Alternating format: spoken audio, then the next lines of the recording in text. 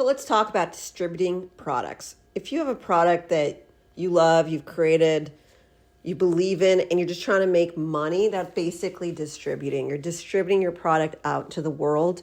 And the problem people have is they create these amazing products and then they don't know what to do with them. So when I first got started in the business selling products, we went after chain stores. I worked for a manufacturer. He created these amazing, initially it was jewelry and accessories, fashion.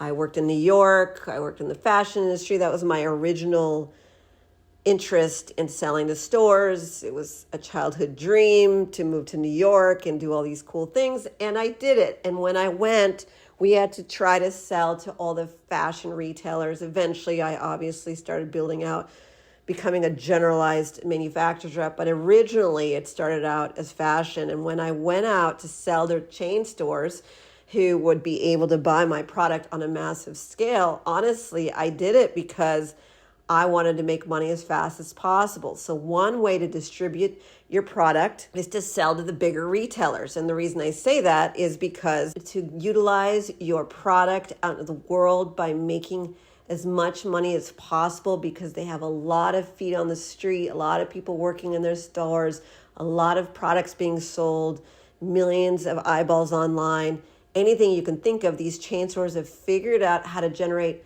more money than you can imagine, and you can get a piece of that. And as a sales rep, I wanted to go as big as possible because that's what I thought where the money was. And that was my interest. My personality was chain stores.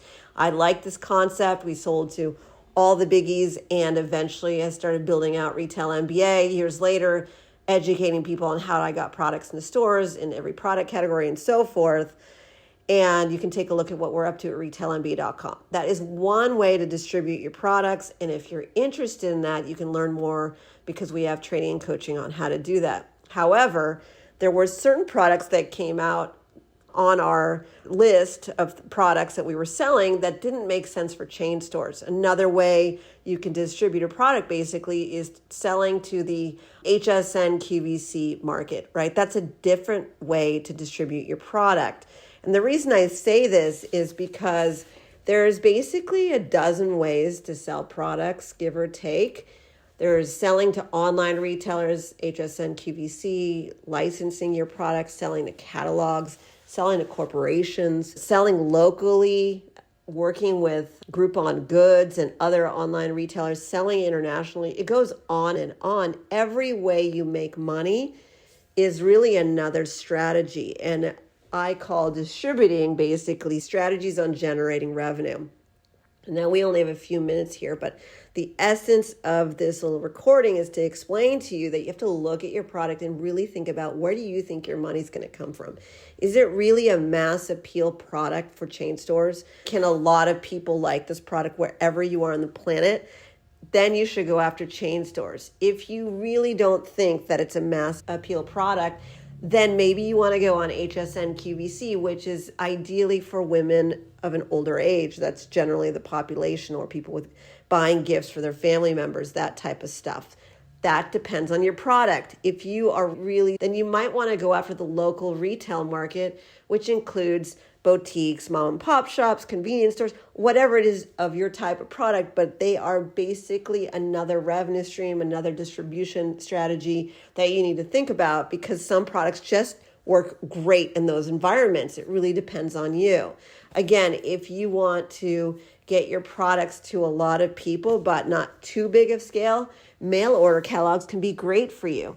They have a lot of opportunity there in that they specialize. They have it broken down by types of products.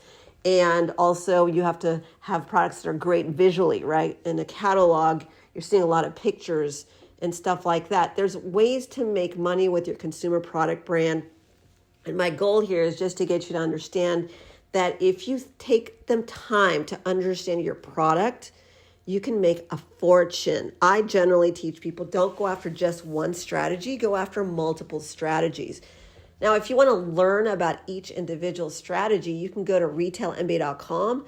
We have books actually that will walk through each of the strategies that we've put together for you so you can understand each one of these to see if your product makes sense for that. Some people could never sell to a chain store, but a corporation with an HR division might be perfect for them. Or some people would be great for spas and hair care salons, others for gyms. They're a very different strategy, and it's all about distributing. So if you want to learn more, you should just take a look at all the stuff that we do. That's what we do. We help people make money. This is Karen Waksman, Retail MBA. I hope this explained distributing, and please be on the lookout for additional videos we create. We try to start talking about the different ways to think about your product, and that's why we create these short videos. Thanks so much.